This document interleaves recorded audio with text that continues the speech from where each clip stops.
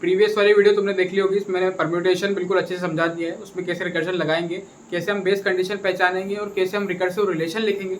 जिस तरीके से मैंने उसमें तुमको बताया था, एक ट्री अपन ने पूरा बनाया था, है ना। स्टार्टिंग से लेकर लास्ट तक अपन गए थे, हर पोजीशन पे मैं चीज़ों को फिक्स करते जा रहा था। यानी कि पहली पोजीशन जैसे ABC था, तो मैंने पहली पोजीशन पे मैंने बोला कि पहली पोजीशन पे क्या A और B और C तीन है, तो तीनों पहली पोजीशन पे आ सकते हैं। तो मैंने एक एक बार तीनों को रखा, फिर सेकंड पोजीशन पे फिक्स करी कि वहां पे कौन कौन आ सकता है, फिर उस पर रखा, फिर थर्ड पोजीशन पे रखा। इस तरीके से अपन ने पूरा पूरा डायग्राम बनाया था। लास्ट में अपने को बेस कंडीशन मिल गई थी। बेस कंडीशन क्या थी? बेस कंडीशन को ढूंढने की जरूरत नहीं पड़ती है, बेस कंडीशन तुमको अपने आप मिल जाएगी। यानी कि एंड पॉइंट जो है ना, वही बेस कंडीशन होती है। ठीक है, तो परम्यूटेशन तुमको पूरा समझ में आ गया होगा कि ABC अगर दे रखा है तो इसकी सारी परम्यूटेशन मेरे को लाके प्रिंट करनी है। ठीक है, अब जो क्वेश्चन है परम्यूटेशन सेकंड, ये क्वेश्चन क्या बोल रहा है कि सपोज मेरे को ABC की जगह AAB दे रखा है, ठीक है, डुप्लीकेट्स दे रखे हैं, तो इसकी सारी परम्यूटेशन तुम बनाओगे ना। अगर वो जो मैंने कोड लिखवाया था, वो कोड मैंने अभी यहाँ पे लिखा हुआ है, उसको मैंने हटाया नहीं है, क्योंकि इसी रेफरेंस से अपन इसको करेंगे। तो अगर कोई डायरेक्ट ये वाला क्वेश्चन समझ में आया तो मैं पहले बता दूं कि वो वाला वीडियो देख लेना, क्योंकि उसी वीडियो से मैं पूरा रेफरेंस लेके ये वाली वीडियो बना रहा हूँ। चलो, तो यहाँ पे मैंने लिखा अगर AAB है तो इसकी क्या परम्यूटेशन हो सकती थी, तो इसकी AAB की ABA हो सकती है, BAA हो सकती है। कितनी हो गई? 3। सिर्फ 3 परम्यूटेशन इसकी आ रही है। लेकिन अगर मैंने जो परम्यूटेशन तुमको अभी बताया उस हिसाब से इसकी कितनी परम्यूटेशन आनी चाहिए? इसमें 3 एलिमेंट्स है तो 3 फैक्टोरियल, यानी कि इसमें 6 परम्यूटेशन आनी चाहिए। मेरे पास 3 आ रही है, ठीक है। तो तुम अगर इसको सॉल्व करोगे तो 6 निकल के तो आ जाएगी, लेकिन 6 जो निकल के आएगी ना वो ओवरलैप करेगी। यानी कि हो सकता है ABA 2 बार आ जाए, BAA 2 बार आ जाए, AAB 2 बार आ जाए। ये हर परम्यूटेशन जो मैंने लिखी है ना, ये यूनिक है। मैंने कि AAB एक बार लिखा है, ABA एक बार लिखा है, BAA एक बार लिखा है। लेकिन इसके अगर मैं 6 की 6 लिखूं तो इसकी 6 की 6 ये होगी, ये इसकी 6 हो गई, यहाँ पे इसकी 3 हो गई। ठीक है, तो ये क्वेश्चन ये बोल रहा है कि अगर डुप्लीकेट एलिमेंट्स आ भी जाए तो भी मेरे को यूनिक जो परम्यूटेशन बन रही ना, जो अलग अलग बन रही, वो लाके मेरे को प्रिंट करोगे, है ना। पहले वाले में 6 की 6 प्रिंट करनी थी, इसमें मैं बोल रहा हूँ कि जो यूनिक हो, मतलब अलग होनी चाहिए, उसी को प्रिंट करना है। ठीक है, तो तुमने देखा AAB यहाँ पे भी, यहाँ पे भी है, एक को काट दिया, AB है 2 जगह, इसको भी काट दिया, BA 2 जगह, इसको भी काट दिया। ठीक है, तो ये तुमको इस क्वेश्चन में करना है। तो अपन अब कैसे करेंगे? ये मेरा प्रीवियस कोड लिखा हुआ है, ये अपना बेस कंडीशन का कोड था। बेस कंडीशन अपने को क्या थी कि इंडेक्स अगर मेरा लास्ट एलिमेंट पहुंच जाए, यानी कि मैं फिक्स करते जा रहा हूँ एलिमेंट्स, अगर लास्ट वाले एलिमेंट को मैंने फिक्स कर दिया उसके बाद कुछ फिक्स कर नहीं सकते अपन, तो मैं यहाँ पे सी आउट कर रहा था S। ठीक है, सी आउट कर रहा था S। लेकिन इस पर्टिकुलर क्वेश्चन में तुमको क्या करना पड़ेगा कि पहले तुम एक काम करो, वेक्टर ऑफ वेक्टर बना लो। इस क्वेश्चन में तुमको क्या करना पड़ेगा कि इसमें अपन क्या कर रहे थे कि प्रिंट करते जा रहे थे। ठीक है, तो अब जो क्वेश्चन ये है ना, परम्यूटेशन सेकंड, ये लीड कोड का क्वेश्चन है, इसके लिंक मैं डिस्क्रिप्शन में डाल रहा हूँ। उसमें वेक्टर ऑफ वेक्टर रिटर्न करना है। वेक्टर ऑफ वेक्टर मतलब सारी परम्यूटेशंस का एक वेक्टर बना दो और उसको रिटर्न कर दो। ठीक है, ये करना है उसमें। तो अपन क्या करेंगे, जैसे इस कोड में क्या चेंज करना पड़ेगा मेरे को, अगर वेक्टर ऑफ वेक्टर बनाना है तो यहाँ से सिंपली इसको हटा दूँ, है ना, और यहाँ पे जो भी मेरा वेक्टर हो उसमें मैं v डॉट पुशबैक कर दूँ। अरे मैं आउटपुट दे रहा था, समझना ध्यान से, परम्यूटेशन वाला क्वेश्चन अपन सॉल्व किया, पूरा कोड ये का यही है। लेकिन मैं यहाँ पे जहाँ पे आउटपुट दे रहा था वहाँ पे मैं क्या कर रहा हूँ, वेक्टर में डाल रहा हूँ आउटपुट, ताकि वो वेक्टर बाद में पूरा प्रिंट कर दूँ एक साथ। समझ आ रहा है?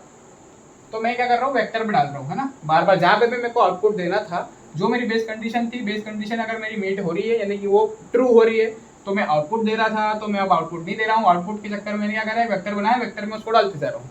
ठीक है, लास्ट में वो वेक्टर पूरा प्रिंट कर देंगे, बात तो वही है ना, दोनों चीज़ों में आउटपुट तो सेम ही आने वाला है।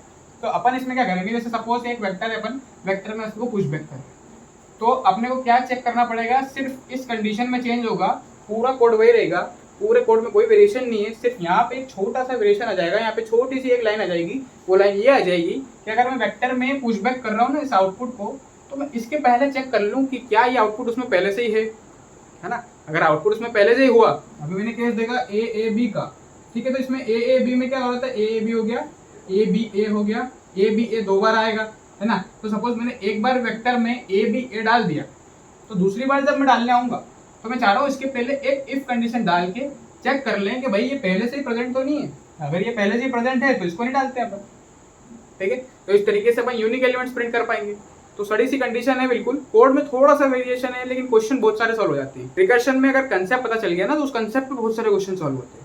तो मैं पूरी इस सीरीज को ऐसे ही बना रहा हूँ कि एक कंसेप्ट पे क्वेश्चन करते जाएंगे, फिर दूसरा कंसेप्ट पकड़ते जाएंगे, है ना, सारी चीजें लिंक होगी। इसमें सिर्फ एक कंडीशन यहाँ पे डलेगी, वो क्या डलेगी वो अपन देख लेते हैं। क्या कंडीशन डलेगी अभी ये स्ट्रिंग का क्वेश्चन है तो ये वेक्टर ऑफ स्ट्रिंग है, ठीक है। लेकिन अगर ये सपोज ये अरे का क्वेश्चन होता है, यानी कि 1 2 3 होता, अरे या वेक्टर एक ही बात हो गई, डायनेमिक अरे को वेक्टर बोलते हैं, है ना। तो वेक्टर का क्वेश्चन होता तो ये वेक्टर ऑफ वेक्टर बनता, क्योंकि वेक्टर के अंदर पुशबैक क्या कर रहा हूँ मैं, वेक्टर कर रहा हूँ, यहाँ पे वेक्टर ऑफ वेक्टर बनता। लेकिन अगर स्ट्रिंग है तो अरे वेक्टर ऑफ स्ट्रिंग बनेगा। इसको पैरामीटर में यहाँ पे तुमको पास भी करना पड़ेगा, जैसे स्ट्रिंग एस हो गया, इसके बाद में पैरामीटर पास करना पड़ेगा। तो क्या क्या चेंज होगा इस कोड में अपन ये देख लेते हैं। यहाँ लिख देता हूँ। पहली चीज, पैरामीटर में मेरे को एक वेक्टर पास करना पड़ेगा, ठीक है। अब ये वेक्टर क्या हो सकता है, वेक्टर ऑफ वेक्टर भी हो सकता है।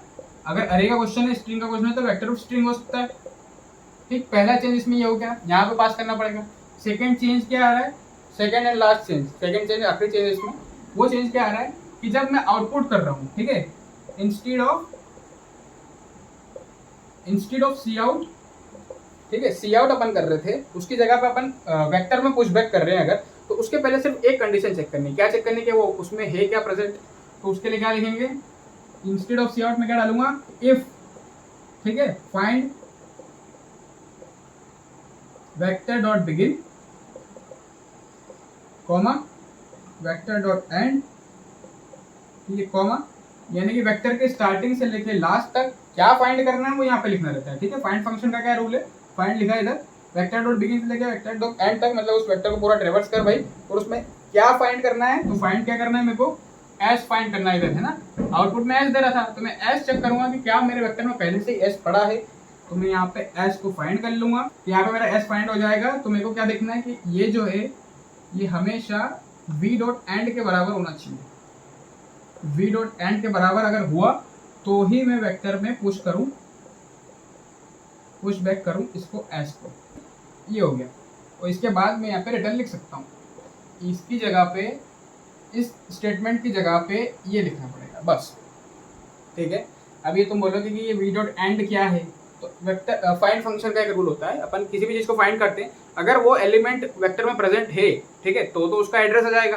लेकिन अगर वो प्रेजेंट नहीं है, ठीक है, उसमें प्रेजेंट नहीं है, तो लास्ट वाले का एड्रेस आता है, ठीक है। वी डॉट एंड, लास्ट वाले के एक बाद वाले का बोलते हैं, लेकिन वी डॉट एंड उसको लिखा जाता है। तो यहाँ पे क्या मैंने बोला कि अगर वेक्टर में मैंने ढूंढा, क्या एस को मैंने इसमें सर्च किया, अगर वो एस इसमें प्रेजेंट होगा तो वी डॉट एंड पे ये पॉइंट नहीं करेगा, ठीक है। अगर इसमें प्रेजेंट नहीं है तो ये वी डॉट एंड को पॉइंट करेगा और वेक्टर में अपन एस को पुश कर लेंगे। तो अगर मेरे पास दो बार ए बी ए आया दो बार, ठीक है, तो पहले मैंने ए बी ए को डाला वेक्टर में, है ना। अब मैं जब वापस डाल रहा हूँ ए बी ए को, तो मैं चेक कर रहा हूँ कि क्या ए बी ए मेरा वेक्टर में है। अगर होगा, ठीक है, तो फिर मैं क्या करूँगा, इसमें जाऊँगा ही नहीं।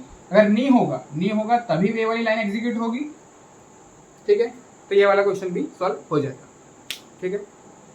तो क्वेश्चंस के कंसेप्ट एक ही रहेंगे, लेकिन सब में थोड़ा थोड़ा वेरिएशंस रहेगा। तो आई होप तुमको ये वाला क्वेश्चन बिल्कुल अच्छे से समझ में आ गया होगा। इसके लिंक भी मैं डिस्क्रिप्शन में डाल रहा हूँ, और जो मैंने इसके पहले बताया था ना परम्यूटेशन, उसमें भी लीड कोड पे क्वेश्चन दे रखा है। उसमें क्वेश्चन में भी यही दे रखा है कि तुमको वेक्टर रिटर्न करना है, मतलब आउटपुट का वेक्टर रिटर्न करना है, ठीक है। तो उसमें भी तुम वही चीज कर सकते हो, क्या, सिर्फ वी डॉट पुश बैक, जहाँ पे सी आउट लगा रहे थे वहाँ पे वेक्टर में डाल देंगे, वेक्टर में डाल के प्रिंट कर दो लास्ट में जाके, ठीक है। ये चीज़ अपन कर सकते हैं। तो आई होप तुमको इसका कंसेप्ट बिल्कुल क्लियर हो गया हो। नेक्स्ट वीडियो में मिलते हैं। अच्छा, इससे ही थोड़ा सा, मतलब इससे थोड़ा एडवांस कंसेप्ट होगा, है ना, इससे मिलता जुलता होगा। ये वाली वीडियो समझी होगी, इसकी पहले वाली वीडियोस देखी होंगी सीरीज की, तो वाला वीडियो तुम्हारे काम का होगा। और फिर मिलते हैं, बाय।